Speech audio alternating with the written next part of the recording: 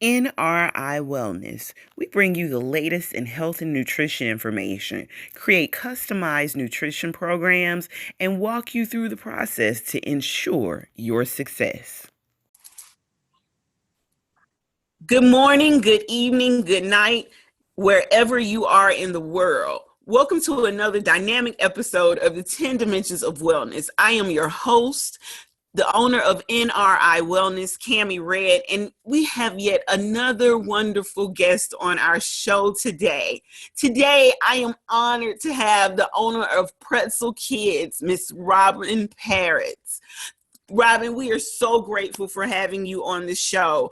Let's start off by telling our listeners, how did you get to this point? What's your personal wellness journey? Yeah, so that would be a really long answer. So I'm going to try to keep it pretty brief. My yoga journey, my personal yoga journey, probably started in about 2000. So we're talking a little more than 20 years ago, end of 99. I actually had always exercised in my life, in my youth, but nothing really serious. I was never an athlete. I was never a student athlete, didn't really do any sports, was always that bookworm with the glasses and a book under a tree, but did enough to keep myself in shape growing up and when I was a young adult. But in 1999, my kind of pivot point came when I got seriously ill on a trip to China, actually, on a riverboat cruise, and nobody knew what was wrong with me. It was kind of like going from standing up to crumpled on the floor type of sudden illness.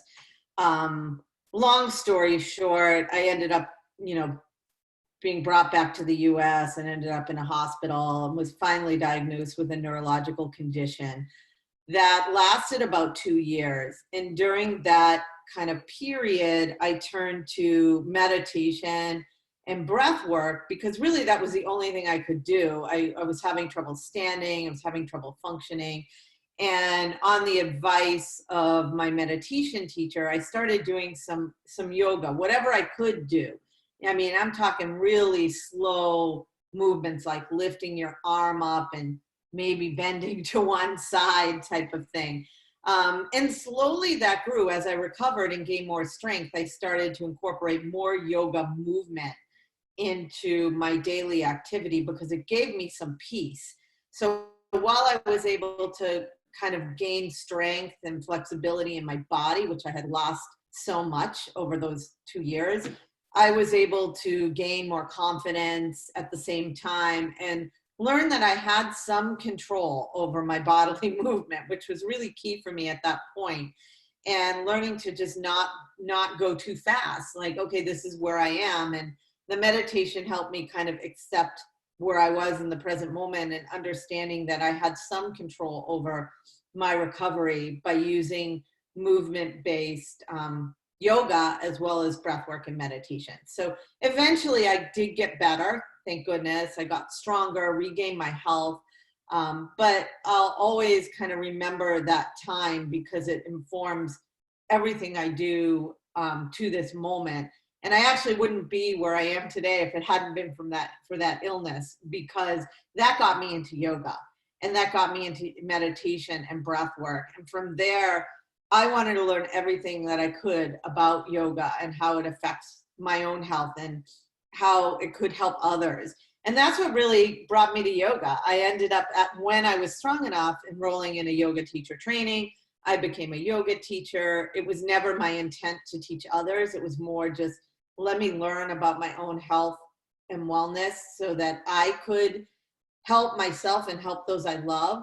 But one thing led to another, and people started asking me, how did you recover? What did you do? Can you help my mother? That type of thing. So I did start teaching yoga. And again, that was in probably 2002 when I started teaching to 2004. I eventually opened a yoga studio wellness center and people came. So that was pretty enlightening in and of itself. And that's how it all started. It led me to where I am today. I eventually developed a program for youth, adapting what I knew about yoga and health for adults. and eventually launched Pretzel Kids, which is a yoga and wellness program for children on up to teens. That's so awesome. Your journey to yoga is very much like my journey was to nutrition. I think that's really commendable that there are those of us out there that use our quote unquote ailments and illnesses to help and serve others, not just ourselves. So I think that's really cool. So let's talk about your journey to yoga and where you came from and what brought you to the point of teaching kids yoga, because that's where we are now. Like, you came from, just wanting to heal and teach yourself about yourself and your body, to now you are actually teaching and molding young minds. How did that happen? Well, motherhood happened. So a lot of things kind of coincided. At the time I got sick, actually, in 1999, I had 2 children. So I had a 3-year-old at home when I went on this trip, and I also had a 6-month-old. So imagine getting this sick when you've essentially have a preschool age child and a baby at home. So I got home and I couldn't do anything for myself. I had to, for the first time, like hire somebody to basically do everything for my children. I missed my 6-month-old first steps and first words because I just was probably sleeping. But the long and short of it is, I kind of, as I got stronger and healthier, I started doing yoga with my own children, thinking, they just went through a stressful time with their mom. And even my littlest one, you carry that with you even when you can't communicate that because you're a baby or a toddler. So as I learned more, I started doing kind of trying out things with them. I would try out breathing techniques in games, in learning what kept them captivated as they got older. When I launched Pretzel Kids, I had already opened my studio, and it was the kind of, again, coming together of different things. So I was working with my own kids. I was teaching adult yoga in my studio, and I had just launched a 200-hour teacher training, which in the yoga world is kind of the standard amount of hours you would need to teach an adult how to go out there and teach yoga to other adults. So I had that program running, and I got a phone call one day from an after-school director in the town I lived in, the town my studio was in at the time, asking me if I had a teacher available that could come over to her school and teach this after-school program. So here I am thinking, well, I'm doing this with my own kids and it's working. And I've got trained teachers that work at my studio that went through my 200-hour yoga teacher training that I knew were qualified teachers. So I said, sure. So I sent one of them over, and after that first class, she came back to me and she was like, I'm not doing that again. I'm like, what? I'm not going back. I don't know what I'm doing. I can't teach kids. And that was really my first sort of aha moment for developing Pretzel Kids as more than just me teaching kids, but more of an actual program and curriculum, because I realized that just because you're a yoga teacher and you get all these tools in a 200 program, even the one I ran and created curriculum for, it doesn't give you the tools to teach kids. So kids are so different, right? And as a mom, like, that much innately I know. What you're going to do with a 3-year-old or even a 10-year-old are not the same things you would be teaching with adults. With adults, you can teach, in yoga, we call it vinyasa, which is flow yoga. And they can do a drop-in class, and they kind of assemble themselves in lines, right, across the room with the teacher in the front. And you just kind of, you're their guide. You guide them of what poses to do and when to do it, and they follow along. Well, that doesn't work with the kids. You can't put kids in a straight line, and expect the very basic, them to stay in a straight line. And you also can't expect them to pay attention unless it's something that they're really interested in.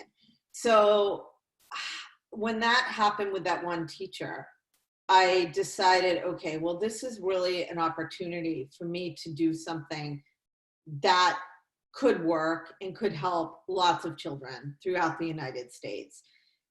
And I teamed up with two of my trained 200-hour teachers that worked at my studio teaching adult classes that also happened to be school teachers.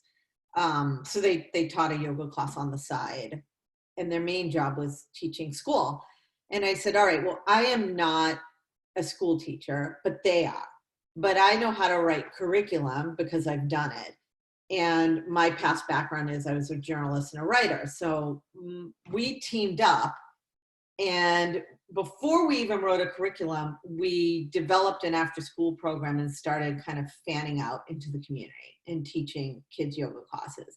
And we just kept notes. We wrote down what worked, what didn't work. We introduced and created games and figured out what worked and didn't work. And after about a year of doing this, we wrote a curriculum. And the curriculum is basically what we still use now, a decade plus later, to train adults how to teach kids yoga. And another big aha moment we had was that you don't need 200 hours to do this. You don't even need 95 hours. There's a lot of programs out there for kids yoga and yoga space that are 95 hours that also require that you take 200 hours. So they're saying you need 300 hours to go out and teach kids yoga. And we basically turned that on its head and said, all we need to do is create a curriculum and a method that works, that will take you step by step how to do this. And let's give you lesson plans. Let's give our teachers templates. Let's help hold their hand and give them the tools and the resources that we know have worked. And at the end of the day, you've got classes and programming that you can bring into kids and adapt this class to where those kids are. So in other words, you're meeting them where they are. You're not putting them in lines. You're not teaching the same material you do in an adult class, although it might be somewhat similar because we are yoga, of course, and we do teach poses and breathing techniques, but you need to teach it in a way that are going to keep the kids engaged and having fun. Otherwise, you're not doing your job because they're not learning yoga because they're bored. So that's kind of the whole evolution of where we are today. In 2016, I made a bold decision to close my studio and focus solely on Pretzel Kids, because I felt like there was a big gap in the market in terms of kids yoga, and my goal was really to fill it. And I knew I couldn't do it by myself, so I had to bring on more teachers. So the more teachers I can train, to teach the Pretzel Kids method, the more kids we serve. So that was my goal. And I also realized that doing these one-off weekends weren't going to work. I needed to create an online platform. So that happened in 2017. And then in 2019, we launched our fully immersive Pretzel Kids website and platform, really for our teachers. So we figured if we could give our teachers the tools they needed to run effective classes, then we all win. Because I can't do it by myself. I can't be out there running 100 classes in 50 different states. But my teachers can be running 2 classes a week in their state. Now, of course, everything's virtual, but we're working to create more virtual opportunities to get the teachers out there teaching now kids in their own communities virtually so that they can then go back in person when things are safe. I think it's super cool that you designed a program being transparent to my listeners, I've actually taken Robyn's online program and got certified through Pretzel Kids. But what I noticed in your online training is that a lot of the people that were taking your courses were actual teachers. These were teachers, people who were teaching young minds in classrooms, and if they found it useful to take this program and actually utilize it within their own curriculum at school. I think it's so commendable that you actually saw an opportunity and saw a place to do that. How did you feel like transitioning from being a studio owner to being, I mean, you sort of cornered the market on this, so to speak. Like, you're creating a brand that is now sweeping the nation. And if I'm not mistaken, aren't you international as well? We are and we're not. So we have a couple teachers in the UK, one in Australia, and a couple in Canada, and all of the rest are in the US. Our goal was, pre-COVID, to really focus on moving into all 50 states here in the US, and then really doing a big international push. But anybody can take our course. It's in English because that's my native language. Eventually, we will be offering it out in other languages. But for now, most of our students, now teachers, are from the US and, a few kind of scattered other English-speaking countries. And again, eventually we'll be really doing a push, like a marketing push, to get us more international. But we have a lot of ground to cover in the US. I mean, especially now, like, I really feel that the time is ripe for Pretzel Kids with what's going on in the country. And I won't get political, but kids are so stressed right now, between everything going on, health, politics, what have you, that this is really needed. And so the more we can get into our own communities, in our own schools, in our own after school programs, and I know a lot of it's virtual now, but there's still a lot we can cover virtually, the better off we are. And I really feel like this is my calling. So being a studio owner was wonderful. But this is something I really feel like, for me personally and for Pretzel Kids, we can have a huge impact on the mental health and wellness of our kids.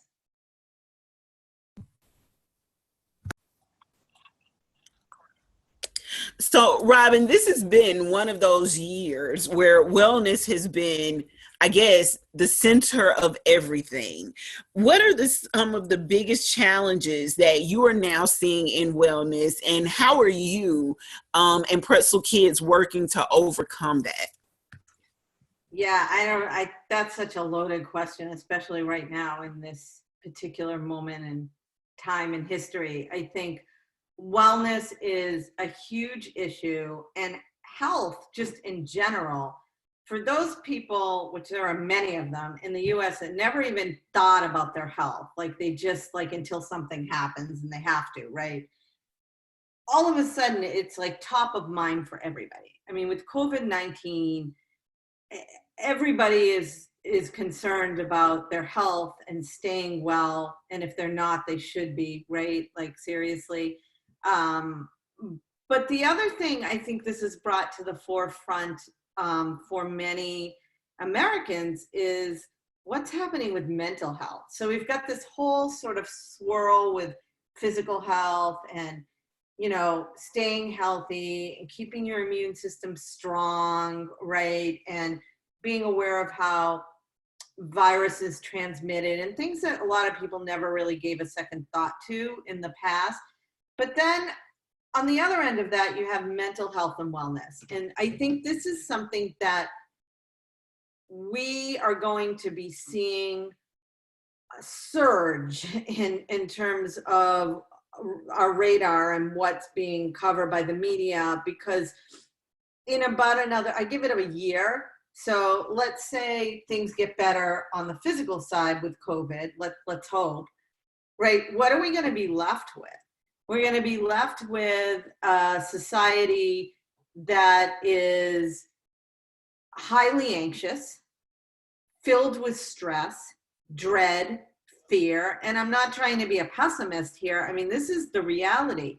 So if you think about, I even think about myself.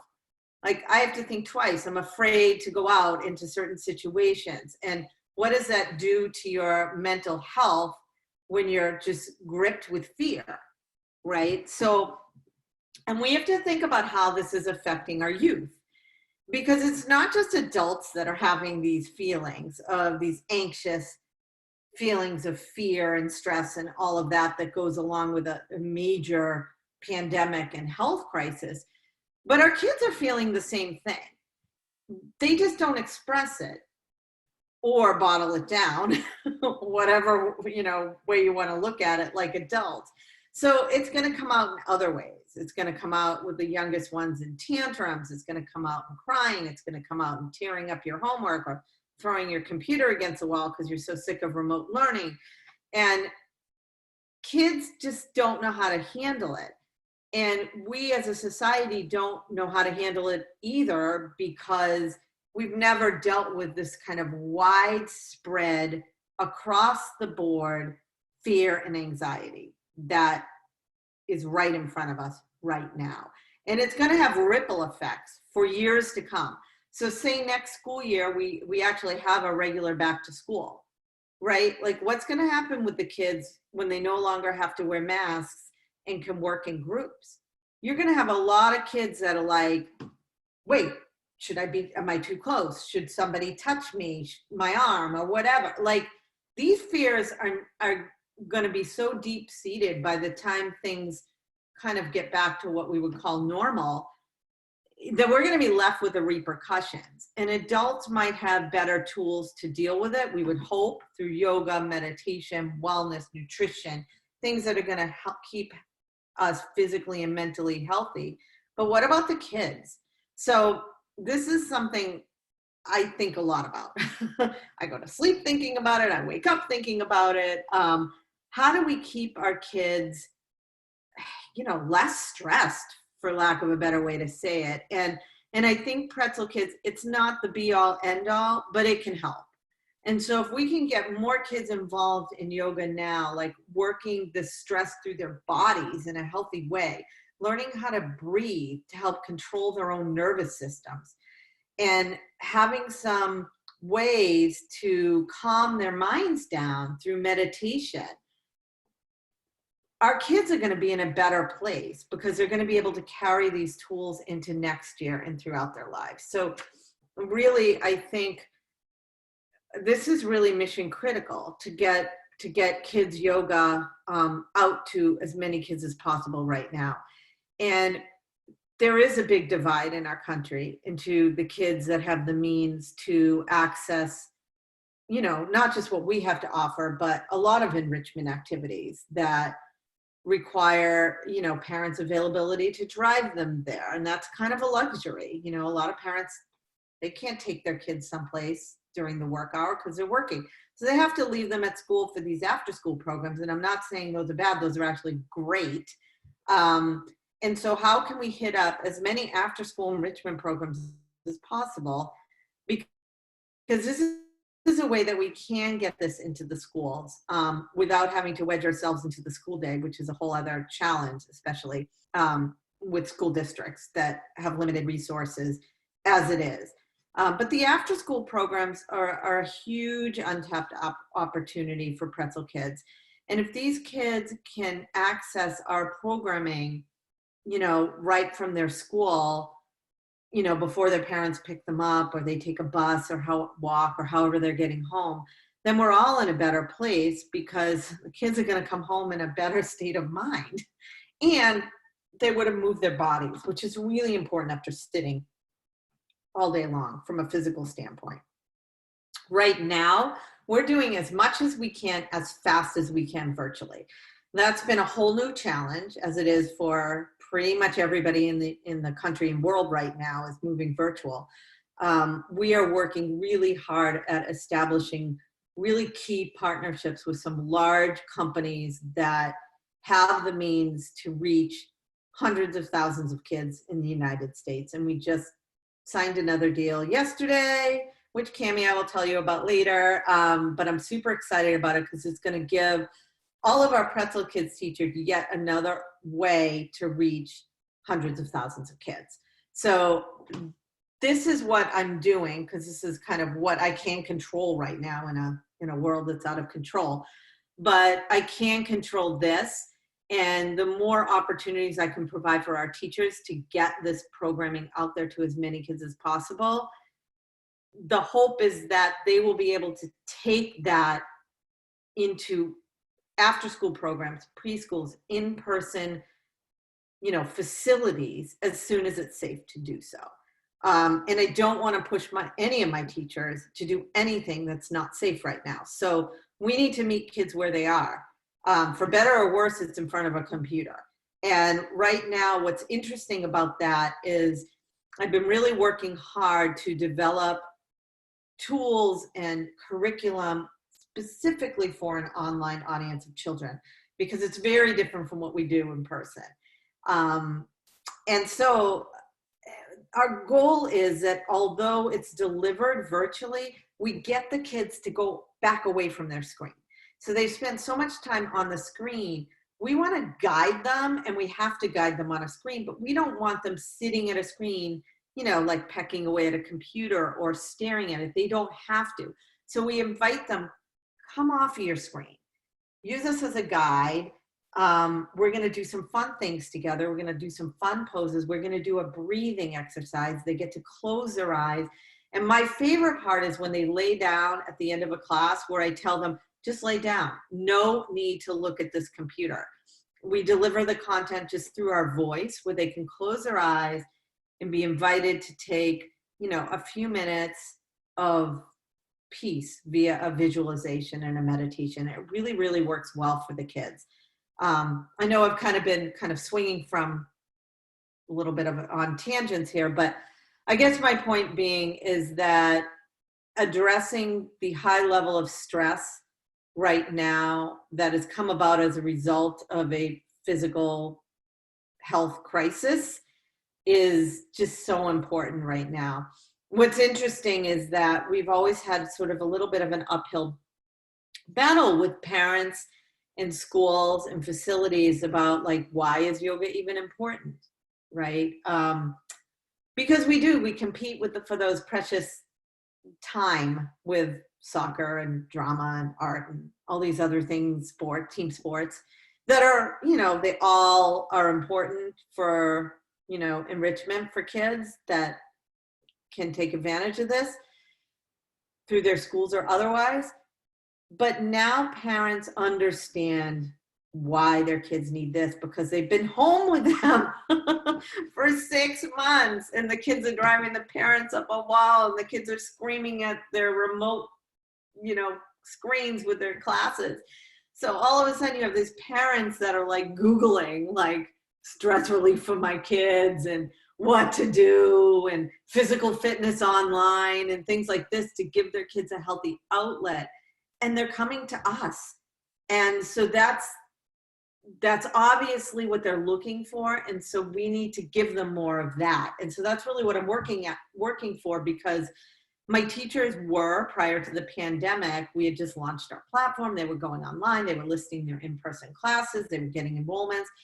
But now parents aren't signing their kids up for public classes due to safety, health, just being completely overwhelmed. So meeting them where they are is, for better or worse, is on the screen. So if I can give my teachers more opportunities to do that right now in a way that gets the kids off the screen while being on the screen, if that makes sense, then, they'll be better for it. And the parents too. The parents are really appreciative that, so there's a couple things. Their kids are getting some great opportunities to move and breathe and relax in a really healthy way. But the parents are getting whatever it is, 20 minutes, 30 minutes, 45 minutes, an hour, to like de-stress themselves while they know their kids are doing something healthy. And maybe that means they have an hour to throw dinner on, or maybe that means they can actually finish up their own work. I mean, most of our families are working parents, whether it's a single parent or a 2-parent family. They're also trying to make ends meet and get work done in the day. And when their kids' school ends virtually at 2:30 and they don't even have that extra bus time or whatever, they're dealing with their work day might not end till 5:30. So what do they do with 3 hours? So we're helping parents also by giving their kids a really healthy outlet during that time. Cool. Let me ask you this. What has been the challenge of transitioning from physical classes to online classes with kids? Like, I know it's fun, physical class, it gives a different type of air of fun to it, and it gives a different type of interaction with the kids. But online classes, what has that been like? How challenging has that been for you? And not just for you, but for the kids? Yeah, that's a great question. And to answer that succinctly, it's been super challenging. So I'm not going to lie about that. I really feel for all of those educators across the country and world who have had to adapt to this new medium and new way of teaching, like literally overnight. And we really did the same thing too. And what I can say is that our early online classes, they were probably okay. But we've learned a lot as we move along, because a lot, I would say 75% of what we have in our curriculum, I have basically, sort of ditched for now because it doesn't work in an online format. And so that's been really tough for our teachers too. So as I'm kind of working with these families and kids and partners and teachers, there's kind of a lot coming at me and my very small team at the same time as we really try to make this work right now. So what I've done is gone back to the drawing board, and I'm actually working on this right now, working on a series, our very first package of lesson plans for virtual classes that I'll be able to make available to all of our teachers, kind of based on trial and error since March until now, as far as what works best, what material works best online, what curriculum works best, what keeps the kids engaged the best. And it's totally different from what keeps them engaged in an in-person class where we have a lot of group activities. Well, we can't do that virtually. And honestly, we can't even do that in socially distanced classes. We can't play a lot of the games that we were playing before that we created specifically for Pretzel Kids classes. I have a teacher right now, we're doing, so as well as virtually, we're doing some what we call pod classes for like groups of neighborhood kids, and parents don't want to sign their kids up for a public class. I don't blame them right now. There's all kinds of safety concerns, especially if they don't know where the other kids come from, what their lifestyle is like, all that, in terms of safety. So most parents are more comfortable, well, I've got 5 kids in my neighborhood. Can you send a teacher to a backyard or a local park, or we find a place, right? As long as the kids can socially distance on mats. They bring their own mat for safety reasons. We have the kids wear masks, our teachers wear masks, they bring hand sanitizer. We're very, very in tune to safety, and we have to be. So even for those classes, have to find enough space where the mats, this is why we keep it really small, like 6 kids or less, because any more than that, we run out of space, even outdoors, pretty quickly in most of our communities. The mats have to be 6 feet apart, and we try to keep them more than 6 feet apart. So when you have a kid on a mat, right, which is great because the mat becomes a designated space, so that's kind of makes it a little bit easier, but we can't have the kids doing anything together. So we have to teach in a different way, and we have to come up with tools and games and activities and fun things to keep the class moving along, where the kids can be, in that case, separate but together. But those programs and activities are also going to work for a virtual, class, because again, we might be on a screen together, but I can't have the kids partner up. We can't have the kids like, let's all sit in a circle. So a lot of that type of content, we pretty much had to sort of push a big pause button on it. And that's been challenging because it makes us rethink our whole way of teaching. And again, I have a lot of compassion for all those teachers out there that have to teach for 6 hours a day and had to rethink how they're delivering material for a video audience. So it has changed a lot. We've made tremendous strides. I actually wasn't teaching a lot of classes myself before the pandemic because I was so busy running the company and creating content materials for our teacher and building our community and all of that. Now I've gone back to teaching because just like how I created the Pretzel Kids curriculum at the beginning, I need to learn firsthand what's working. And the more I learn, the more I can then pass along to my teachers. So for that reason, I'm teaching 3 classes a week myself. I'm teaching a class for ages 8 to 12. I am teaching a mindfulness class for teens. That's been interesting, which because it doesn't include movement and keeping them engaged on screen for 30 minutes while you teach them about mindfulness and meditation has definitely been eye-opening. And I have another class, yoga for tweens. It's kind of the same as 8 to 12, but a little bit kind of older age range, like 10, 11 to 13. And I've learned a lot through that and had to create new types of content that works. And this I will be passing along to our teachers in the next couple of weeks. So I'm super excited about it. This is 2-second nutrition tips. Today's tip is challenge yourselves to eat at least one fruit or vegetable with every meal, every day for a week. Then try it again the next week. Let me know how it goes. This has been a 2-second nutrition tip. So, Robyn, tell us more about Pretzel Kids. I'm so excited about the opportunity to actually be working with your company, but it's so important that people understand exactly what it is that you offer. Tell us the breakdown of the age ranges, the services that you guys, that we provide. And notice I said you guys and then corrected it to we, because I usually say you guys with all my guests, but in this situation, tell us about the services that we provide. Great, I'd love to. So in a nutshell, Pretzel Kids offers curriculum and play-based yoga classes to families and schools nationwide and internationally.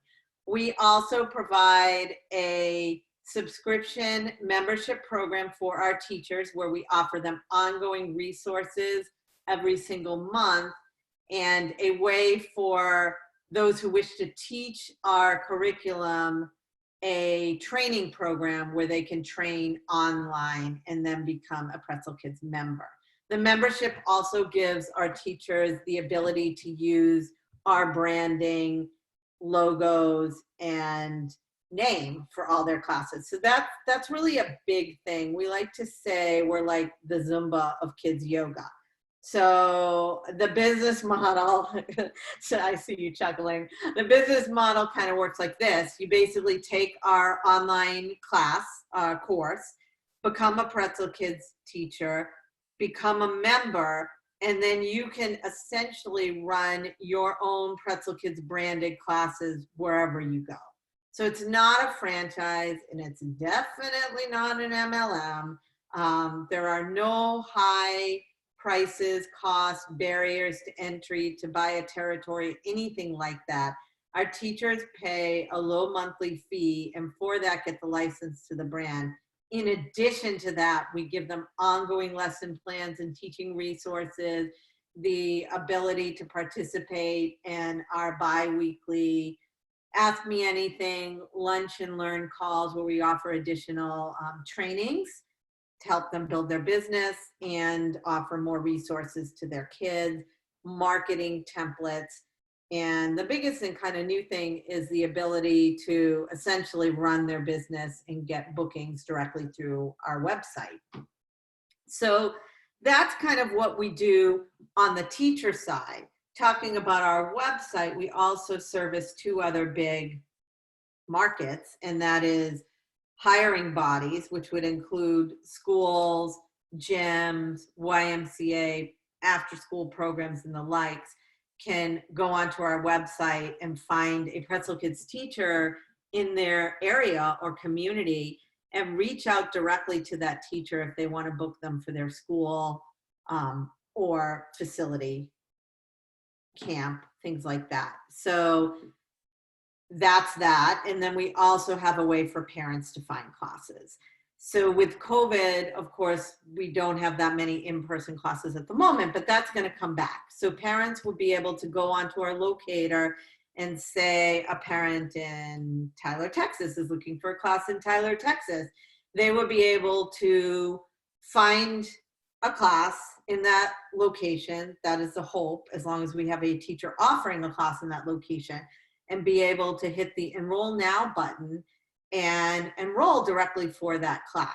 And that enrollment is going either directly to our teacher, because that teacher might be running it on their own and put in a PayPal link, or would register directly at the gym or facility that that teacher is teaching. So we don't, Pretzel Kids as a company, we don't collect payments or take a cut of the payments that our teachers are receiving. And so we really service teachers, schools and facilities, and parents and families looking for classes.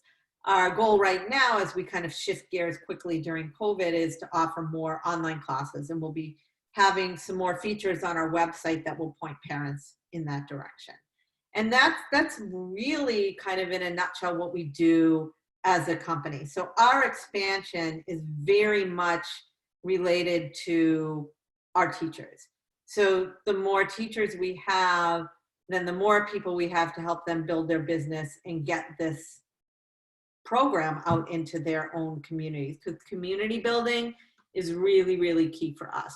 So I'm in the Northeast. I'm based in Boston. So because I've been here for so long, and we've been running Pretzel Kids out of studios before we went online, locally, we have a large base of teachers here in the Northeast.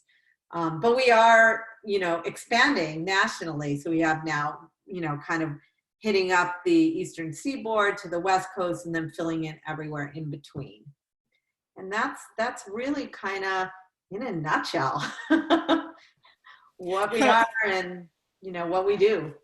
Tell us the age ranges that, are best suited for Pretzel Kids classes, and how you break those down, and how you mark, or how parents should, book or take classes through teachers or online with you.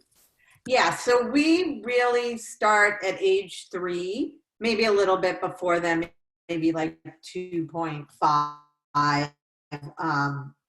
Really at the age that the kids can start following simple directions at the preschool age. So we don't really deal with the baby and the super, super young toddler classes. There are other companies that do that really, really well. And then we go on up from 3 on up to high school. Really, our sweet spot goes up to about age 15, 16. Because once the kids are older than that, they can really be taking adult yoga classes. And our best suited teachers to teach those teens would be teachers that also have adult background and training, because then they can kind of blend the two. Like a class for 15-year-olds and 16-year-olds would really be a blend of some of the concepts in Pretzel Kids, as well as your typical adult, yoga training. And so that's really a huge age range. Our curriculum kind of goes through the ages and stages of the kids. So obviously our class for a 3 to 5-year-olds would be vastly different than a class for tweens, say we're doing 10 to 13-year-olds. And parents would find classes by going to our Find a Class page on our website. They could also reach out to us directly, because things are changing so quickly right now that we don't even have all the classes that our teachers are offering virtually up on the site yet. That's coming. But if the parents go onto our site and don't find exactly what they're looking for, there's a place where they can just reach out to us directly, and we will either match them with a teacher or find the best virtual class for their kids. So that's a program that we offer just all the time and ongoing. Well, Robyn, please tell our listeners your contact information, your website, how they can get in touch with you. Is there a 1-800 number or a number that you guys give out, an email address, all of that good information, your social media as well? So the best way to reach us is just directly through our website, which is pretzelkids.com. And I love that it's spelled exactly as it should be spelled. So pretzel as in the snack food, Pretzel, kids, KIDS, not Z, S.com. So that's the best way to reach us. You can reach me directly at Robyn with a Y, ROBYN at Pretzel Kids, or you can reach our company at info, INFO at pretzelkids.com. If you're interested in becoming a Pretzel Kids teacher, you can reach out to our training director at training at pretzelkids.com. So any of those will get to us. You can also, I have a place on our contact page where you can set up a call directly with me. And that's the way we found is best, because with people's lives the way they are right now, scheduling a call means it like literally lands right on my calendar, and I will call you at that time, and we can, even if it's in like 2 hours, as long as there's an opening, you know, I'm free and it won't go into, you know, our voicemail, and we can address your needs right there, right then. So that's the best way to reach us. We're also on all social channels. So we have a Facebook page, which is at, it's either at Pretzel Kids Yoga or at Pretzel Kids Facebook. And then we have Instagram at Pretzel Kids Yoga, and we're Pretzel Kids on Pinterest. And we also have Pretzel Kids on LinkedIn and Twitter. So we're everywhere. And, you know, just look for Pretzel Kids and you will find us. I didn't know you were on Pinterest, so I'm definitely going to have to follow you on Pinterest. Woo, woo, Pinterest. Yes. So I follow you everywhere else. So yeah. So the funny thing about Pinterest is I was like, what is this whole Pinterest thing? And so now I have somebody, an amazing person, Allison, who is like working the Pinterest and creating all these really cool pins off of the great content we already put out on a blog post. oh my God, I cannot wait to see that, because I can't wait to share it as well. Like, that's going to be so cool. I was waiting on you to do that, so I'm really excited about that part. Yeah, so I am too. So yeah, so check us out there.